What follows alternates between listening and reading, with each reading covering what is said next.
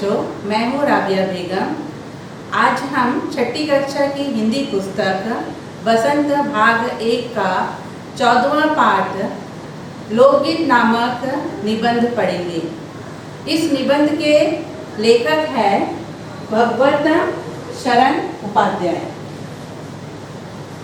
इस पाठ में लेखक ने विभिन्न प्रकार के लोकगीत जो कि हमारे देश के अलग अलग हिस्सों में गाए जाते हैं, उनके महत्व और रचना एवं स्वरूप के बारे में हमें जानकारी दी है।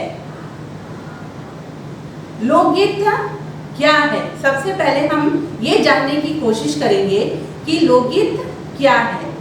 लोकगीत अर्थात लोगों के गीत, यानी वे गीत जो सदियों से हमारे समाज में गाते चले आ रहे हैं और इसे किसने लिखे हैं, किसने बनाए हैं, इसकी हमें कोई जानकारी नहीं है। ये गीत पीढ़ी दर पीढ़ी, यानी एक पीढ़ी से दूसरी पीढ़ी को सिखाए गए हैं और इनकी रचना के बारे में हमें कोई जानकारी नहीं है। तो बच्चों, आज हम पाठ को शुरू करते हैं। आप अपनी किताब को खोलिए, मैं पढ़ती हूँ, उसे आप ध्यान से सुनिए और समझने की कोशिश करिए। लोकगीत। लोकगीत अपनी लोज, ताजगी और लोकप्रियता में शास्त्रीय संगीत से भिन्न है। लोकगीत सीधे जनता के संगीत है, घर, गांव और नगर की जनता के गीत है। ये इनके लिए साधना की जरूरत नहीं होती। घर, गांव और नगर की जनता के गीत है। त्योहारों और विशेष अवसरों पर ये गाए जाते हैं। सदा से ये गाए जाते हैं और इनके रचने वाले भी अधिकतर गांव के ही लोग होते हैं। स्त्रियों ने भी इनकी रचना में विशेष भाग लिया है। ये गीत बाजों की मदद के बिना ही या साधारण ढोलक, झांझ, करताल, बांसुरी आदि की मदद से गाए जाते हैं। तो बच्चों, लोकगीत शास्त्रीय संगीत से बिल्कुल भिन्न है। लोकगीत अपनी लचक, अपनी ताजगी और अपनी लोकप्रियता से मशहूर है। लोकगीत सीधे जनता का संगीत है। जनता इसे अब खुद बनाती है और खुद गाती है। लोकगीत को आप हर घर, हर गांव, हर नगर में गाते हुए सुनते हैं। इनको गाने के लिए हमें कोई नियम की जरूरत नहीं होती है। ये लोकगीत त्योहारों और विशेषकर विशेष अवसरों पर गाए जाते हैं और हमेशा हमें गाते हुए सुनाई देता है। इनके रचने वाले खुद गांव के ही लोग होते हैं और स्त्रियां भी इनके रचना में विशेष रूप से भाग लेती है। ये गीत बिना बाजों के मदद से गाया जाता है या फिर कभी कभी साधारण ढोलक, झांझ, करताल, बांसुरी, ये सब वाद्य यंत्र है, इनकी मदद से भी ये लोकगीत गाए जाते हैं। एक समय था जब शास्त्रीय संगीत के सामने इनको हे समझा जाता था। अभी हाल तक इनकी बड़ी उपेक्षा की जाती थी, पर इधर साधारण जनता की ओर जो लोगों की नजर फिरी है, तो साहित्य और कला के क्षेत्र में भी परिवर्तन हुआ है। अनेक लोगों ने विविध बोलियों के लोक साहित्य और लोकगीतों के संग्रह पर कमर बांधी है और इसी प्रकार के अनेक संग्रह अब तक प्रकाशित भी हो गए हैं। काफी समय तक शास्त्रीय संगीत के सामने लोक संगीत को हीन भावना से देखा जाता था और काफी समय तक इसकी लगातार उपेक्षा भी की जाती थी। लेकिन कला और साहित्य के क्षेत्र में जब परिवर्तन हुआ, तो अनेकों लोगों ने विविध बोलियों में लोक साहित्य और लोकगीतों को जमा करना शुरू किया और इस प्रकार इन जमा किए हुए लोकगीतों का प्रकाशित होना शुरू हो गया। लोकगीतों के कई प्रकार हैं। इनका एक प्रकार तो बड़ा ही ओजस्वी और सजीव है, या इस देश के आदिवासियों का संगीत है। मध्य प्रदेश, दक्कन, छोटा नागपुर में गोंडखांडा, ओराव मुंडा, भील संतान आदि फैले हुए हैं, जिनमें आज भी जीवन नियमों की जकड़ में बंध ना सका और निद्रा लहराता रहा। इनके गीत और नाच अधिकतर साथ साथ और बड़े बड़े दलों में गाए और नाचे जाते हैं। 20-20, 30-30 आदमियों के और औरतों के दल एक साथ या एक दूसरे को जवाब देते हुए गाते हैं। दिशाएं गूंज उठती है। पहाड़ियों के अपने अपने गीत हैं। उनके अपने अपने भिन्न रूप होते हुए भी आज शास्त्रीय होने के कारण उनमें अपनी एक समान भूमि है। गढ़वाल, किन्नौर, कांगड़ा आदि के अपने अपने गीत और उन्हें गाने की अपनी अपनी विधियां हैं। उनका अलग नाम ही पहाड़ी पड़ गया है। तो बच्चों, यहाँ पर लेखक ने हमें बताया है कि लोकगीतों के कई प्रकार हैं। इनमें से एक बड़ा ही प्रकार जो ओजस्वी मतलब जोशीला, जो हमें जोश से भरा हुआ, जो हमें जोश देता है और जोशीला बनाता है और जो सजीव है, वह है आदिवासियों का संगीत, जो मध्य प्रदेश, दक्कन, छोटा नागपुर, गोलखंड, ओराव मुंडा, भील संतान, ये सारे जगह पर गाए जाते हैं। इनके जो गीत है, इन्हें ये गीत गाकर और नाचकर एक साथ मतलब पूरे दल में होकर ये नाचते और गाते हैं। 20-20, 30-30 आदमियों और औरतों का एक दल एक साथ गाते हैं या फिर एक दूसरे को जवाब देते हुए गाते हैं, और ये इतने जोश में गाते हैं कि चारों दिशाएं जो है वो गूंज जाती है, मतलब इतने शोरगुल हो जाता है। इसके अतिरिक्त पहाड़ियों के भी गीत होते हैं। ये अपने भिन्न भिन्न रूप होते हुए भी इनमें एक समानता होती है।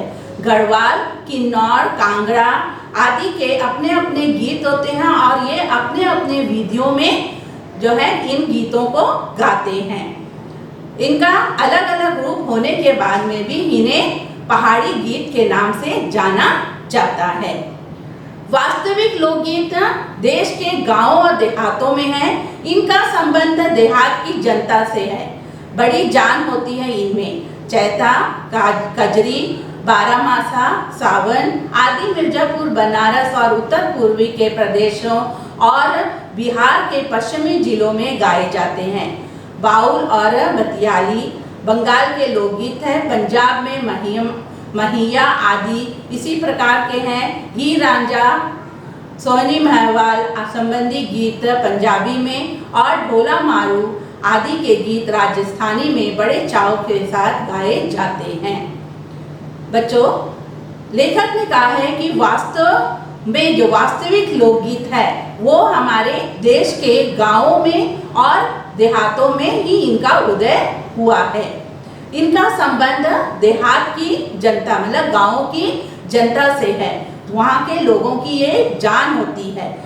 चैता, कजरी, बारामास, सावन ये सब में जहाँ मिर्जापुर, बनारस, उत्तर प्रदेश के पूर्वी और बिहार के पश्चिमी जिलों में गाए जाते हैं। जो बारामासा मतलब पूरा 12 महीना गाया जाता है। सावन के महीने में गाया जाता है। चैत्र के महीने में गाया जाता है। तो इस तरह यहाँ पर 12 महीना ये गीत गाए जाते हैं।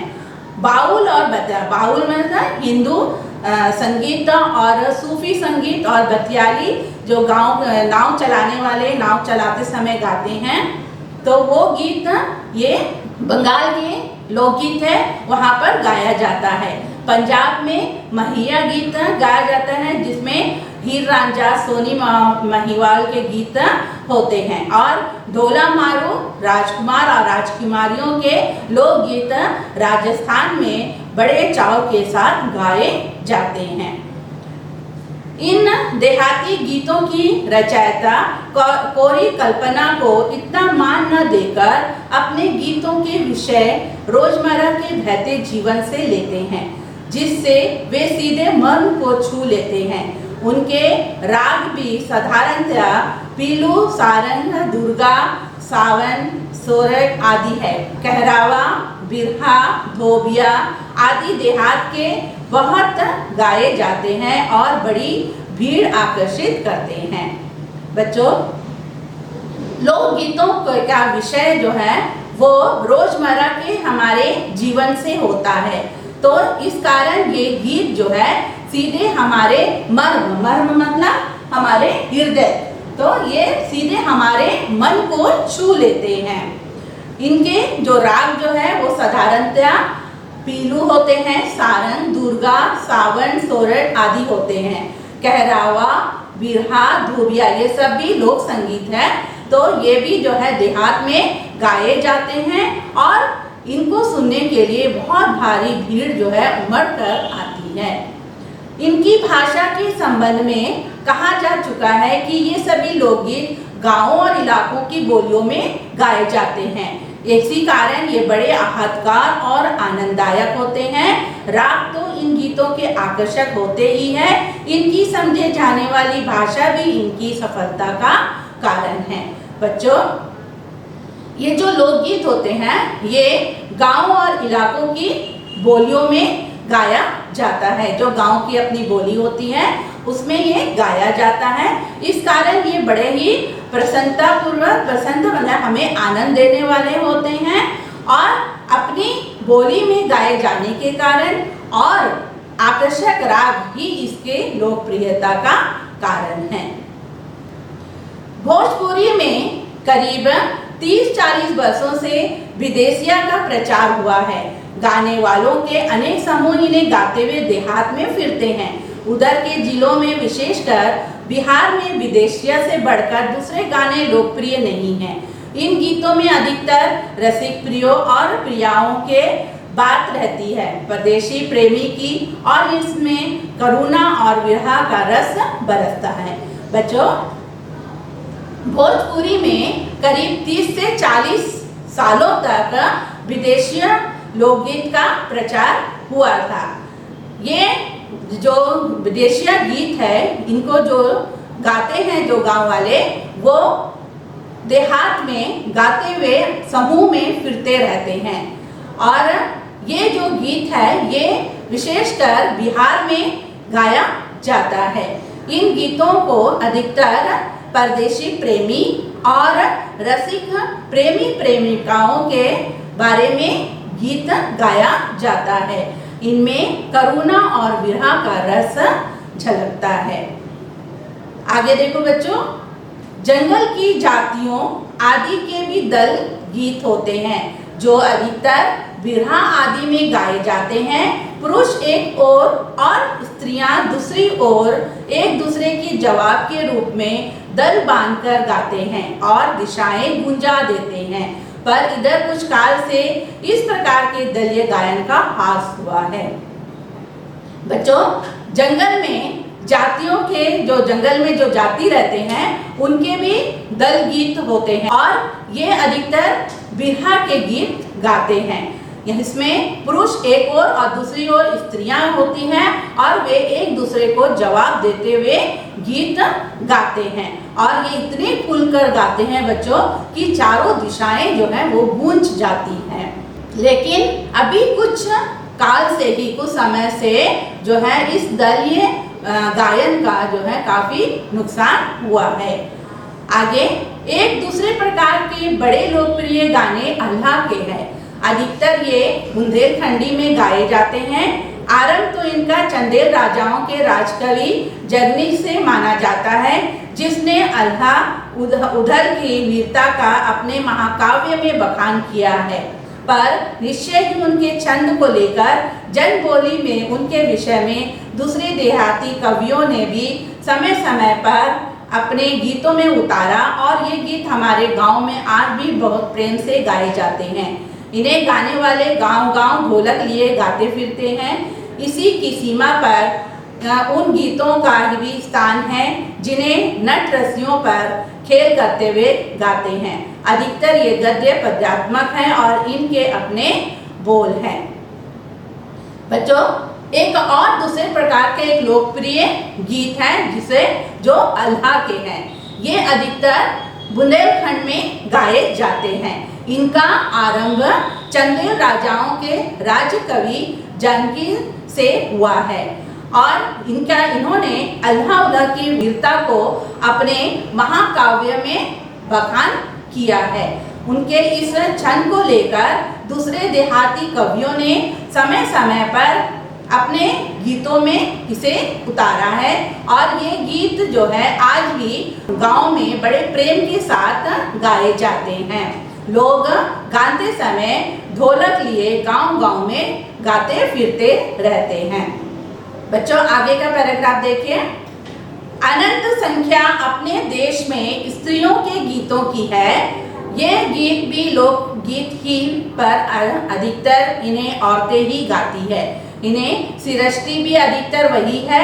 वैसे मर्द रचने वाले या गाने वालों की भी कमी नहीं है, पर इन गीतों का संबंध विशेषता स्त्रियों से है। इस दृष्टि से भारत इन दिशा में सभी देशों से भिन्न है, क्योंकि संसार के अन्य देशों में स्त्रियों के अपने गीत मर्दों या जन गीतों से अलग और भिन्न नहीं है, मिले जुले ही है। त्योहारों पर नदियों में नहाते समय के, नहाने जाते हुए राह के, विवाह के, मटकोड़, जहनौर के संबंधियों के लिए प्रेम युक्त गाली के, जन्म आदि सभी अवसरों के अलग अलग गीत है जो स्त्रियां गाती है। इन अवसरों पर कुछ आज से ही नहीं, बड़े प्राचीन काल से वे गाती रही है। महाकवि कालिदास आदि ने भी अपने ग्रंथों में उनके गीतों का हवाला दिया है। सोहा, बानी, सेहरा आदि उनके अनंत गानों में से कुछ है। वैसे तो 12 मासे पुरुषों के साथ नारियां भी गाती है। बच्चों, हमारे देश में स्त्रियों के लोकगीत की संख्या अनगिनत है। ये गीत लोकगीत ही नहीं, ये गीत औरतें जो है वो स्वयं गाती है। इसमें वे पुरुषों के साथ नहीं गाती है। इन गीतों को वो खुद ही रचती है। ये गीत ज़्यादातर त्योहारों पर, नदियों में नहाते समय, नहाने जाने के रास्ते पर, विवाह में, मटकोर में, जयनौर मतलब भोज जब होता है, और संबंधियों के प्रेम युक्त मतलब रिश्तेदारों के साथ, फिर जन्म, किसी के जन्म होने पर आदि अवसरों पर ये अलग अलग गीत गाती है।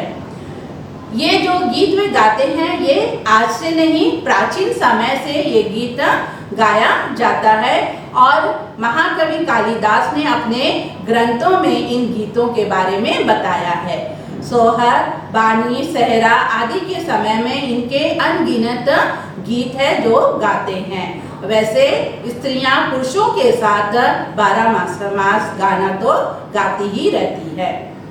एक विशेष बात यह है कि नारियों के गाने साधारणतः अकेले नहीं गाए जाते, दल बांधकर गाए जाते हैं। अनेक कंठ एक साथ फूटते हैं, यद्यपि अधिकतर उनमें मेल नहीं होता, फिर भी त्योहारों और शुभ अवसरों पर वे बहुत ही भले लगते हैं। गांवों और नगरों में गायिकाएं भी होती हैं जो विवाह, जन्म आदि के अवसरों पर गाने के लिए बुला ली जाती है। सभी ऋतुओं में स्त्रियां उल्लासित होकर दल बांधकर गाती है, पर होली, बरसात की कजरी आदि तो उनकी अपनी चीज है जो सुनते ही बनती है। पूरब की बोलियों में अधिकतर मैथिल, कोकिल, विद्यापति के गीत गाए जाते हैं, पर सारे देश के कश्मीर से कन्याकुमारी, केरल तक और काठियावाड़, गुजरात, राजस्थान से उड़ीसा, आंध्र तक अपने अपने विद्यापति है। बच्चों, पर ये नारियां जो लोकगीत गाती हैं ये कभी अकेले नहीं गाते हैं, ये जो है दल में होकर गाते हैं, मतलब एक साथ एक समूह में बंध कर गाते हैं। सबके गले से एक साथ आवाज निकलते हैं, लेकिन इनमें कोई मेल नहीं होता है। ये त्योहारों में और शुभ अवसरों पर ये गीत गाते हैं, लेकिन उस समय जब ये गीत गाते हैं तो अच्छे लगते हैं, भले लगते हैं। गांव और नगरों में भी कुछ गायिकाएं होती हैं जो विवाह के समय में और किसी के जन्म के समय में, जैसे बच्चों का जन्म होता है उस समय, उस अवसर पर इनको बुलाया जाता है गाना गाने के लिए। वैसे सभी रीतियों में स्त्रियां जो थी वो खुश होकर समूह बनाकर गीत गाती रहती है। होली में, बरसात में जो है ये हमेशा गीत गाते हैं और ये गीत जो गाते हैं ये सुनने में बड़ी अच्छी लगती है। इसके अलावा पूरब की बोलियों में अधिकतर मैथिल कोकिल के में भी गीत गाए हैं। कश्मीर, कन्याकुमारी, केरल, गुजरात, राजस्थान, उड़ीसा, वहाँ सब में सबके अपने अपनी बोलियों में गीत और वे गाते रहते हैं। बच्चों आगे देखिए, स्त्रियां ढोलक की मदद से गाती है। अधिकतर उनके गाने के साथ नाच का भी पुट होता है। गुजरात का एक प्रकार का दलीय गायन गरबा है, जिसे विशेष विधि में घेरे में घूम घूम कर औरतें गाती है। साथ ही लकड़ियां भी बजाती जाती है जो बाजे का काम करती है। इनमें नाच गान साथ चलते हैं। वस्तुतः यह नाच की है सभी प्रांतों में यह लोकप्रिय हो चला है। इसी प्रकार होली के अवसर पर ब्रज में रसिया चलता है, जिसे दल के दल लोग गाते हैं, स्त्रियां विशेष तौर पर।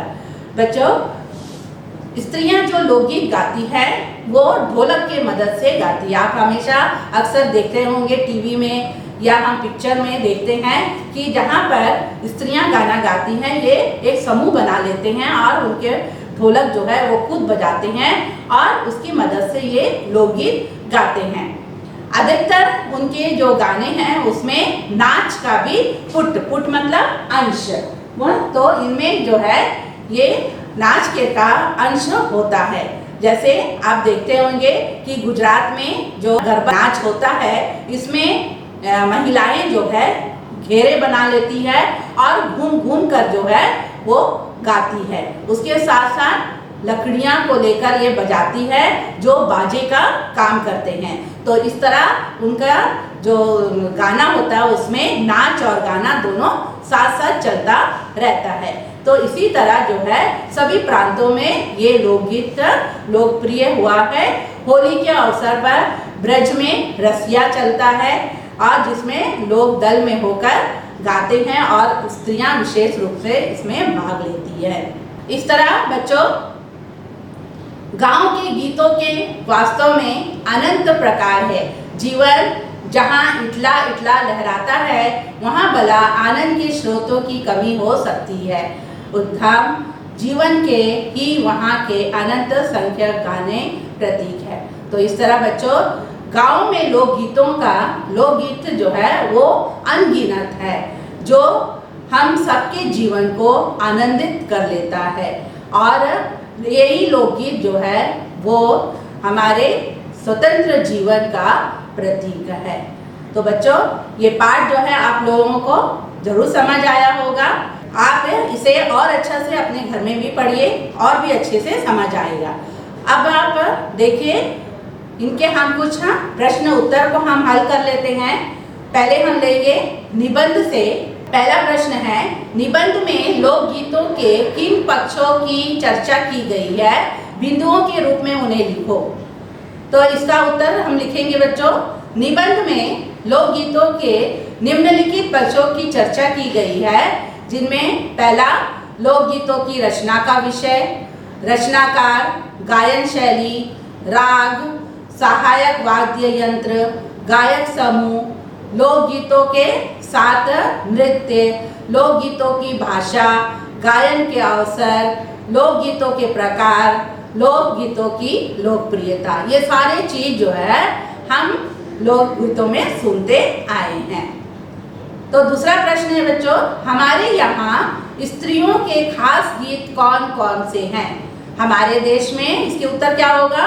हमारे देश में स्त्रियों के अपने कई लोकगीत हैं जिन्हें वे अलग अलग समय पर गाते हैं। जैसे वे त्योहारों पर लोकगीत गाते हैं, नदियों में नहाते समय गाते हैं, नहाने के लिए जब जाते हैं तो रास्ते में गाते हैं, विवाह में गाते हैं, जयनार में गाते हैं, जब किसी घर में भोज होता है, खाने का दावत होता है तो उसमें वे गाते हैं। फिर अपने सगे संबंधियों के साथ प्रेम युक्त गाली में वे गाते हैं। किसी का जन्म, बच्चे का जन्म हो जाता है तो उसमें वो गाते हैं। इन सभी अवसरों पर वे अलग अलग गीत बड़े ही प्रेम के साथ गाते हैं। तीसरा प्रश्न है बच्चों, निबंध के आधार पर और अपने अनुभव के आधार पर यदि तुम्हें लोकगीत सुनने के मौके मिले तो तुम लोकगीतों की कौन सी विशेषताएं बता सकते हैं। तो इसमें कौन सी विशेषता बता सकते हैं बच्चों? पहला तो लोकगीतों में लचीलापन और ताजगी होती है, और दूसरा क्या है कि इसमें आम जनता का गीत होता है। इसे गाने के लिए हमें किसी प्रयास की करने की जरूरत नहीं होती है, कोई नियम नहीं होता है, कोई रियाज करने की जरूरत नहीं होती है। ये त्योहारों में और विशेष अवसरों पर गाया जाता है। इसकी रचना अक्सर गांव और देहात में की जाती है। कभी कभी लोकगीत जो है वैसे ही गा देते हैं, या कभी फिर ढोलक, झांझ, करताल, बांसुरी आदि की मदद से गाए जाते हैं। और लोकगीत को प्रायः दलों में या समूह में गाया जाता है, और इसे अपनी ही बोली, जो वहाँ की बोली होती है, उसी में गाया जाता है। इसलिए गाया जाता है क्योंकि ये सभी को समझ आ जाए, और सभी को समझ आ जाने के कारण इसकी लोकप्रियता भी बढ़ गई है। चौथा प्रश्न है बच्चों, पर सारे देश के अपने अपने विद्यापति है, इस वाक्य का क्या अर्थ है? पाठ पढ़कर मालूम करो और लिखो। तो बच्चों इसका क्या उत्तर होगा? इस वाक्य का यह अर्थ है कि विद्यापति जैसे लोकगीतों की रचना करने वाले अनेक क्षेत्रों में होते हैं, उसी के प्रकार हर क्षेत्र में कहीं कहीं कुछ विशिष्ट लोग होते हैं, कुछ प्रमुख लोग भी जन्म लेते हैं, जिनमें उन क्षेत्रों के विशेष स्थान रहा है, तो वो अपने क्षेत्रों के लिए कुछ ना कुछ कार्य करते हैं। जैसे बुंदेलखंड में राजकवि जगनीक जो है इसका उदाहरण है, जिन्होंने वहाँ के अल्लाह के वीरता का बारे में अपने महाकाव्य में बखान किया है। तो बच्चों यह था हमारा आज का पाठ का प्रश्न उत्तर। बच्चों इस पाठ में आए कुछ शब्द अर्थ देखिए। लोच मतलब लचीला, साधना मतलब प्रयास, नियम, ओजस्वी मतलब जोश से भरा हुआ, मर्म मतलब हृदय मतलब मन को छूने वाला, आहतकार जिसमें प्रसन्नता देने वाला होता है, जयनार, जयनार मतलब बोझ, और पुट मतलब अंश। ठीक है बच्चों, तो ये हमारा इस पाठ में आए जो है कठिन शब्दों के अर्थ है। तो बच्चों आप अपने घर में इस पाठ को और अच्छी तरह से पढ़िए, और अच्छे से पढ़ेंगे तो पाठ आप लोगों को और अच्छी समझ आएगा, और जो बताए गए प्रश्न उत्तर को भी आप ध्यान से करिए तो और अच्छा समझ आ जाएगा। तो बच्चों आप अपने घर पर रहिए, सुरक्षित रहिए। धन्यवाद।